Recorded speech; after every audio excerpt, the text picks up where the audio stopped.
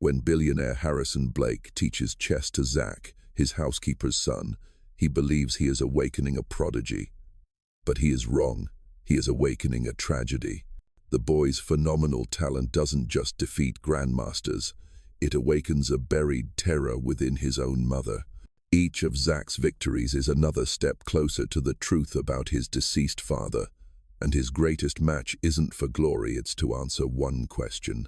Is the man mentoring him the long-lost father he seeks, or the very man who destroyed everything? The car pulled up in front of the grand house. Maria took a deep breath and squeezed Zach's hand. "The babysitter's sick, honey. I'm so sorry you have to come to work with me today." "It's okay, Mom," Zach murmured. "I brought my homework." As the library doors swung open, Zach's breath caught in his throat. Thousands of books lined the walls, floor to ceiling, creating an atmosphere that was both overwhelming and solemn. But he barely noticed them. His gaze was immediately captured by the single object in the center of the room. It was a chess set, but unlike the cheap plastic one at his school, its pieces looked like miniature soldiers, crafted from real gold and silver. "Wow," Zach breathed, forgetting to stay silent. Instantly, Maria's voice cut in, sharp with urgency. "Zach, over here," she called from across the room. "Sit at that little desk and do your homework, and don't touch anything." Zach sat down and opened his math book, but he couldn't tear his eyes away from the chessboard. He was only stealing glances, but it felt as if the board had a strange pull of its own. A few moments later, a butler appeared at the doorway. "Miss Maria, Mr. Blake requires your assistance in the drawing room." Maria hesitated, her anxious gaze flickering from Zach to the chessboard and back again. "I'll be right back. Remember what I said. Do not leave this desk." Maria was gone. The room fell silent, leaving Zach alone with the silent invitation of the chessboard. His mother's warning felt like an invisible tether, but the pull of the board was stronger. He tiptoed closer, his heart pounding. He gently opened the wooden box that held the off-board pieces, and then he saw it. Tucked away beneath the velvet lining at the bottom was a piece that didn't belong to the ornate set. It was made of dark ebony wood, exquisitely carved. A knight. Carved into its base was a single letter, Z.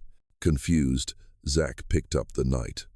On an instinct he couldn't explain, he began rearranging the pieces on the board, setting up a complex attacking formation he'd only ever seen in books. He placed the wooden knight on a critical square, a pivotal move.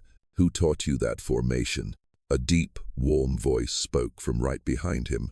Zach jumped, startled, dropping the wooden knight onto the thick carpet. He spun around, his face draining of color, terrified of being caught. Standing before him was a tall man in an impeccable suit. He had salt and pepper hair and kind, deep blue eyes that were looking right at him. It was him, Harrison Blake. I'm sorry, sir," Zach stammered, his eyes darting back to his open book. "I was just—" "It's quite all right," Blake said, his voice gentle. "I was asking, do you enjoy chess?" "I don't really know how, sir," Zach whispered, his gaze still glued to the pieces. "My teacher at school showed us once, but I've never played a real game." Just then, Maria returned. She froze in the doorway when she saw Zach standing by the chessboard with Mr. Blake. Sheer terror was plain on her face. "Mr. Blake, I'm so sorry." "Zach, let's go." "Hold on, Maria." Blake's voice was still gentle, but it carried a weight that made her freeze. His eyes were locked on Zach with a strange fascination she had never seen before.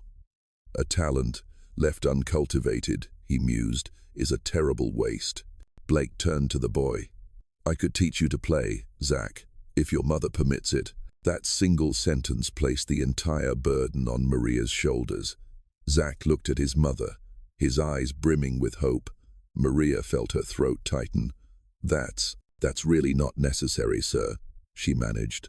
"I mean, I'm sure you're very busy." "Never too busy to teach a bright boy about chess," Mr. Blake replied. "What do you say, Zach?" Zach's eyes lit up like Christmas morning. "Yes, please." The chess lessons became a ritual.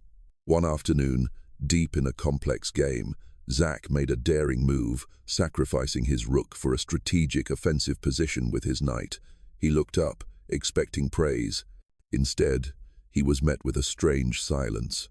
Mr. Blake had gone still, his gaze no longer on the board but locked onto Zach's face.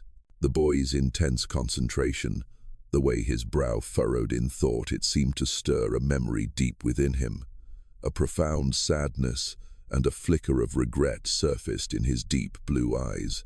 He reached out, as if to stroke the boy's hair, but his hand froze mid-air before he pulled it back.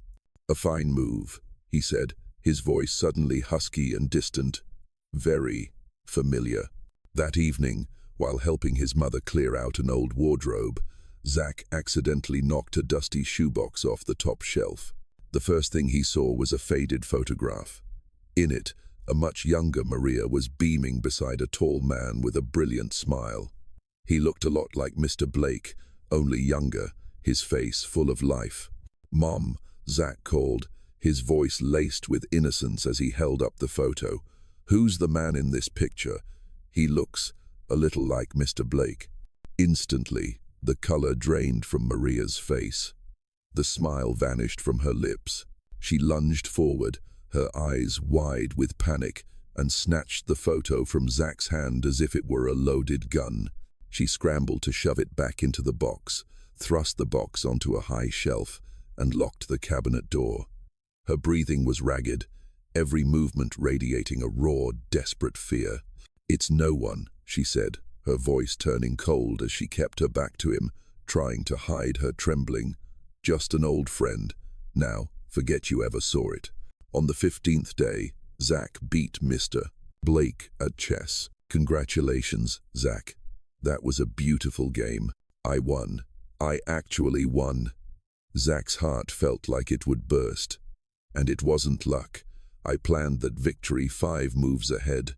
A wave of pure joy washed over him. "Can we play again right now?" Of course, they played 3 more games that afternoon. Zach won 2 of them. That evening, long after Maria and Zach had left, Mr. Blake sat alone in the library.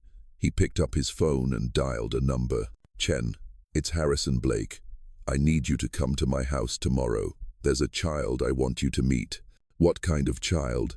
Chen asked from the other end. "The kind that comes along once in a lifetime." The next morning, Mr. Blake paced his library. He had barely slept. Today, Lisa Chen was coming to watch Zach play chess. Chen was the best chess coach in the country. She'd trained 3 world champions and discovered more chess prodigies than anyone. But what if he was wrong? What if Zach was just a bright kid who happened to be good at a game? Mr. Blake's anxiety was cut short by the doorbell. He took a deep breath, composing himself into his usual calm demeanor as he went to greet his guest. Lisa Chen entered with the unmistakable air of a top-tier professional. She wasted no time on pleasantries.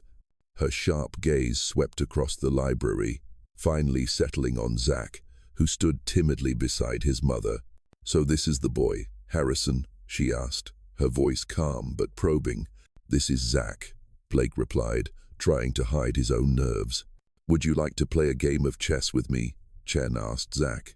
He looked to Mr. Blake, who gave him an encouraging nod. "Okay," Zach agreed. But what happened next took Chen completely by surprise. Zach wasn't just playing chess, he was executing a plan. Each of his moves had a purpose, building upon the last. After a few moves, Chen thought, "The boy is clever." After 10 moves, she had to focus completely. Zach's moves were logical and audacious. After 20 moves, Dr. Chen realized she was in real trouble. A web of attack was tightening around her king. "Check," Zach said softly. Dr. Chen tried to maneuver out of it, but it was too late. Zach had laid a perfect trap. This 8-year-old boy was in complete control of the game, and she had no defense. In that very moment, Chen's focus shifted from the board. That move. It was eerily familiar. She glanced up toward the doorway where Maria stood, her face pale, her eyes glued to the game with a haunted intensity. Maria's posture, the way she unconsciously clenched her fists when Zach moved a piece, and especially that audacious move. It all reminded Dr. Chen of a legend, a phantom prodigy who had shaken the chess world years ago before vanishing without a trace. The game continued. A few moves later, the inevitable arrived. "Checkmate," Zach whispered, hardly daring to believe he'd won. Dr. Chen stared blankly at the board. She had lost, utterly defeated by a child who wasn't even out of grade school. That's impossible. "Did I do something wrong?" Zach asked, worried he had made a mistake. "No, child," she said, her voice full of a new kind of respect. "You've done something incredible." Chen opened her briefcase and pulled out the final test. A book filled with the most fiendishly difficult chess puzzles. She flipped to a complex position, a problem that had taken her best students hours to solve. "Zach, how does white deliver checkmate in 3 moves?" Zach simply tilted his head, studying the book for less than a minute. Then he pointed to a square. "Knight to here," he said calmly. "The king has no escape." Dr. Chen's mouth fell slightly open. It was the exact, perfect solution. She flipped to a harder puzzle. Zach solved it in minutes. She turned to one considered nearly unsolvable. He solved it even faster. The pages kept turning, and with each one, the astonishment on Dr. Chen's face grew, transforming into sheer, unadulterated awe. This boy wasn't just a talent, he was a phenomenon. While Zach was engrossed in the book, Chen turned to Maria, who was trying to shrink into the shadows. "Miss," Chen asked, her voice low and probing, "have you ever played chess? You look remarkably familiar." Maria flinched as if struck. She avoided Chen's gaze, stammering, "No, I know nothing about chess. I'm just here for my son." With that, she turned away abruptly, but the sheer panic in her eyes did not escape the expert's discerning gaze. "Mr. Blake," Chen said quietly, "may I have a word with you in private?" Zach pretended to study the chessboard, but he could hear their hushed whispers. "The child is extraordinary," Chen said. "I've taught chess for 25 years, and I have never seen raw talent like this." "What does that mean?" Mr. Blake asked. "It means he could be a champion. With the right training, he could compete with the best players in the world.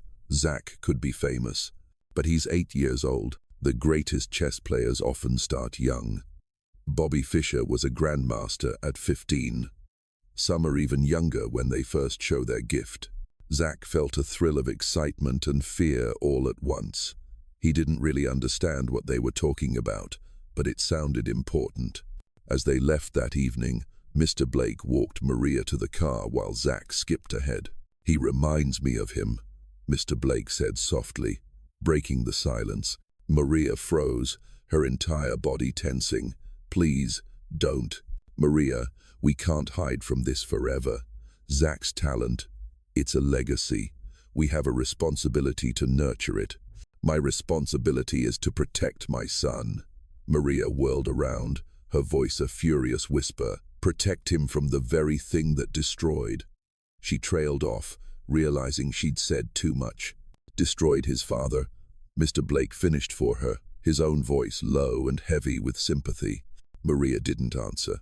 She turned away, her trembling hand fumbling for the car door handle. "I know you're afraid," Mr. Blake called after her, "but this time will be different. I won't let that tragedy happen again." Maria scrambled into the car and sped away. From the back seat, Zach glanced in the rearview mirror.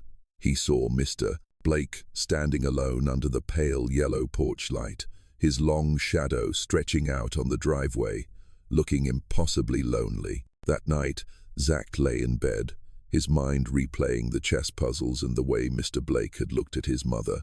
Something big was happening, something the adults understood, and he didn't. And for the first time since he started playing chess, Zach felt a flicker of fear. The following week, Dr. Chen returned, not to teach, but to make an offer that would change everything. "The National Youth Chess Championship is next month," she announced, placing a colorful brochure on the marble chessboard. "And I want to enter Zach." Zach stared at the brochure. Kids his age, dressed in serious suits, sat in a grand, elegant hall. The words, "The Path to Glory," were written in shimmering gold letters. "No," Maria said instantly, her voice sharp. "He's only 8. The other children will be older and more experienced." "Maria, age is irrelevant in chess," Dr. Chen explained patiently, though her own gaze was firm. "Talent is everything, and Zach's talent is something I haven't seen in my entire career." Mr.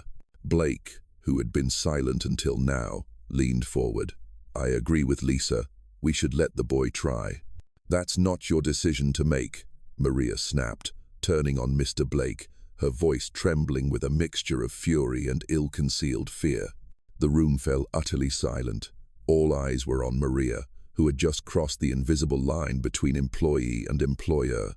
Her face was flushed, her hands clenched into tight fists. "I'm sorry," she whispered, mortified. I don't want him to be pressured." "Mom, I want to try," Zach said quietly, breaking the heavy silence. "Playing chess is fun. Maybe playing with other kids will be fun too." Maria looked at her son's hopeful face, and the defensive walls she had built seemed to crumble. She let out a long sigh, one of weary resignation. "If it's what you really want, I really, really do." 3 weeks later, they drove to the big city for the tournament. Zach had never been anywhere so grand. Maria held his hand tightly, pulling him close. "Why are you so nervous, Mom?" Zach asked. "I just don't want anything bad to happen to you," she whispered. "What bad thing could happen?" Zach replied innocently. "It's just chess, Mom." Zach's words made Maria pause. "That's right," she said softly, but her eyes held a distant look. "It's just chess." In her mind, however, the phrase carried a completely different weight, one heavy with tragedy. The atmosphere in the grand tournament hall was overwhelming. Hundreds of chessboards were lined up in perfect rows, and the rhythmic ticking of chess clocks created a symphony of concentration. Zach, the youngest competitor in the tournament, walked into his first match with a mix of nerves and excitement. He quickly defeated his first opponent, a boy 2 years his senior, then the second and the third. Zach wasn't just winning, he was winning beautifully. He didn't celebrate loudly.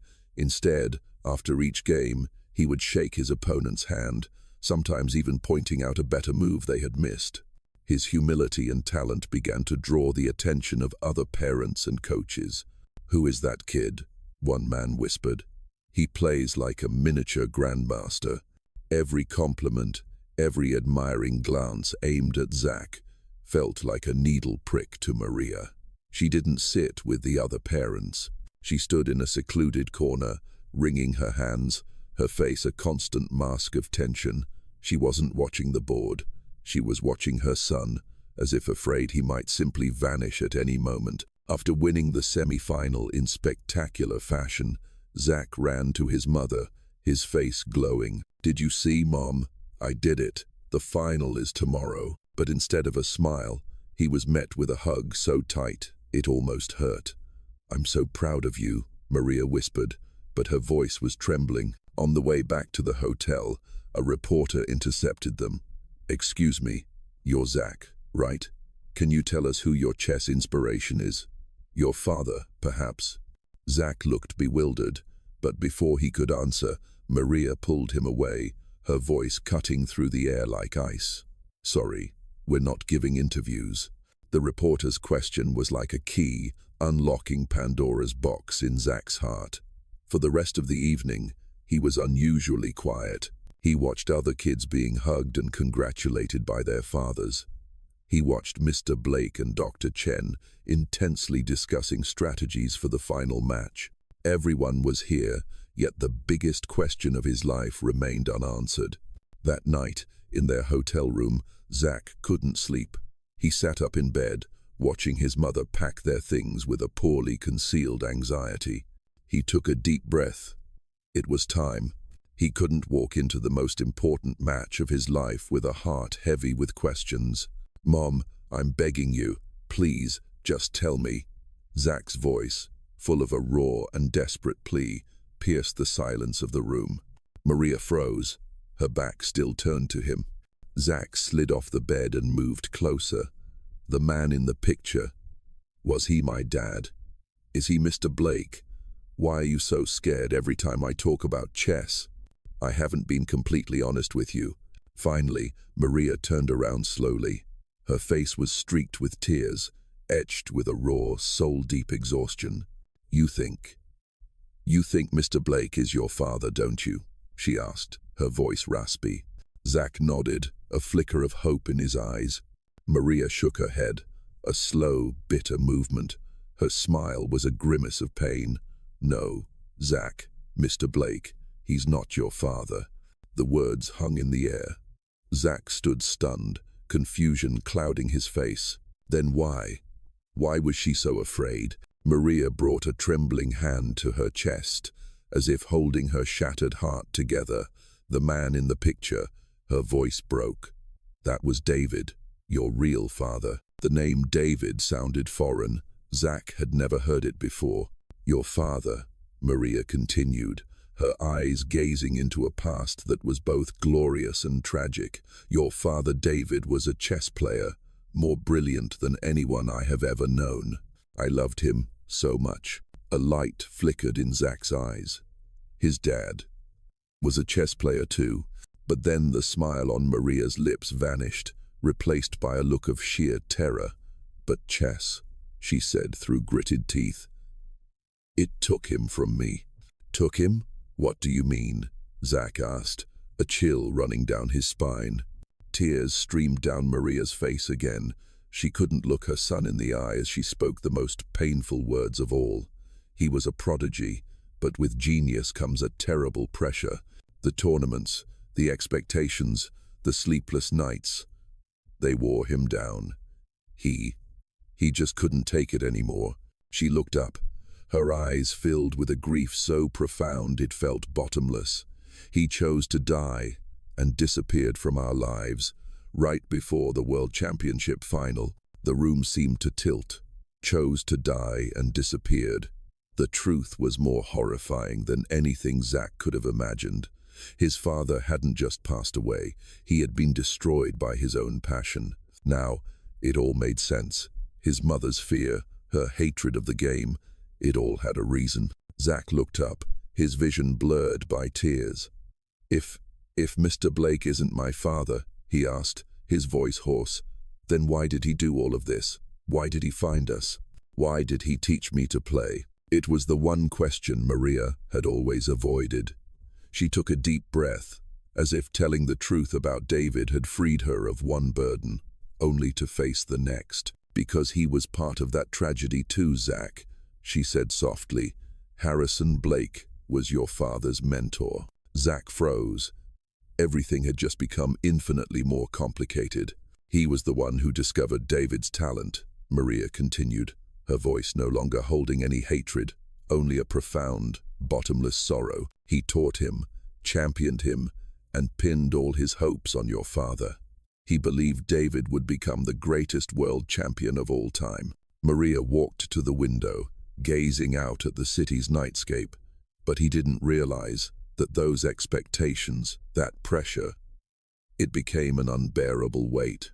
"When your father vanished, it didn't just destroy my life, it destroyed Mr. Blake's as well. He spent years living with guilt and regret." Maria's voice trailed off. "He believes he's the one who pushed his greatest student to the edge. He's been haunted by David's disappearance ever since." She turned back to face him, looking Zach straight in the eye, letting him see the whole, unvarnished truth. "And then, years later, he found us. When he saw you, saw the way you were mesmerized by the board, saw the same raw talent that David had, he saw a chance. A chance for redemption," Maria said, her voice filled with a surprising empathy for the man she had once feared. "He hired me as a housekeeper just to be near you. He taught you, championed you, because in his eyes, you aren't just Zach, you are David's legacy. You are his second chance to fulfill the promise of the student he lost. Zach finally understood. Mr. Blake wasn't his father, but their bond was something deeper, more complex. He was the mentor with a debt to his fallen student, and Zach was the living embodiment of that debt and that hope. Every thoughtful gaze, every special concern, every effort from Mr. Blake, it all made sense now. Dawn was breaking over the city, but inside the hotel room, the night felt like it had never left. The weight of the truth about his father, David, and the burden Mr. Blake carried now rested on Zach's small shoulders. He had stayed up all night, not thinking about strategy, but trying to process a tragic inheritance. Maria sat beside him. For the first time in years, she was no longer trying to pull her son away from chess. She just quietly took his hand. "You don't have to compete anymore, Zach," she said softly. "Not if you don't want to." Zach shook his head. "No, Mom," he replied. His voice had lost the innocence of yesterday, but in its place was an extraordinary resolve. "I have to play, not just for me. I'm playing for Dad. And for Mr. Blake, too." As Zach walked into the tournament hall, everything felt different. The flashing cameras, the murmuring crowd, the intense look on his opponent's face, none of it could distract him now. The pressure of a championship had been replaced by a greater weight, a higher purpose. Mr. Blake and Dr. Chen stood in a corner, while Maria, for the first time, stood just behind the spectators' barrier, where she had a clear view of her son. The fear was gone from her eyes, replaced by a look of unwavering trust and unconditional support. The match was incredibly tense. Zach's opponent was a brilliant young player with a ferocious, attacking style. There were moments when Zach seemed cornered, echoing the very pressure that had destroyed his father. But each time, he would take a deep breath and glance toward his mother and Mr. Blake. He wasn't fighting alone. With a series of resilient defensive moves and a stroke of counterattacking genius, Zach turned the game around, to the astonishment of everyone in the room. Checkmate. The hall erupted in applause. Zach had become the national youth champion. During the award ceremony, standing on the victor's podium with the gleaming gold trophy, Zach took the microphone. Everyone expected a champion's speech, but he did something unexpected. "Thank you, everyone," he said, his voice clear and steady. "This trophy isn't just for me. It's for my father, David, a chess player who I believe is smiling down on us right now. And it's for our great mentor, Mr. Harrison Blake." Mr. Blake stood frozen, his eyes welling up. "With all of the prize money," Zach continued, "I want to start a free chess club for kids who can't afford it, so everyone can feel the joy that chess can bring." The hall fell silent for a moment before erupting in an applause even greater than when he had won. It wasn't applause for a player, but for a kind heart. The story closes a few months later. The library of the Blake estate is no longer a place for tense, one-on-one lessons, but a room filled with the laughter of children. The David and Zach Chess Club has been born. Mr. Blake, no longer a solitary billionaire, is now patiently showing a little girl how to move the queen. Maria stands beside him, smiling as she hands out cookies to the kids. And Zach, the champion, is deeply engrossed in a joyful game with a boy even younger than him. They share no blood, but they have become a family, a perfectly imperfect family, built on loss and painful truths, but bound together by understanding, forgiveness, and love. On the great chessboard of life, they had found the most beautiful move of all, a move to heal, a move to share, and a move to ensure that the legacy of chess would be passed on forever, not as a burden, but as a gift,